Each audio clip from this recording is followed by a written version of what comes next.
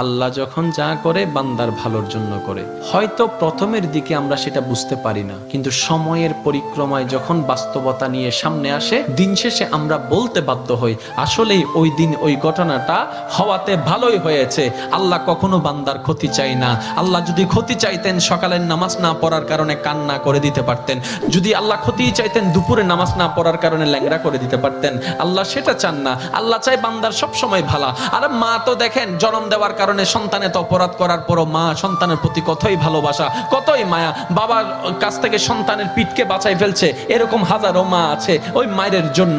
কিন্তু আল্লাহ পাক রব্বুল আলামিন বান্দার উপর কতটুক ভালোবাসে দিয়েছেন সেটা আমরা বান্দারা বুঝতে পারি নাই বলে শয়তানের ফাঁদে বারবার পা দিয়ে আটকাই যাচ্ছি। মনে রাখবেন, মনের মধ্যে কথাটা বসাই ফেলবেন, আল্লাহ যখন যা করে বান্দার ভালোর জন্যই করে। একদিন না একদিন সেই ভালোটা আপনার বিবেকে এবং মনে প্রমাণ হয়ে সামনে চলে আসবে।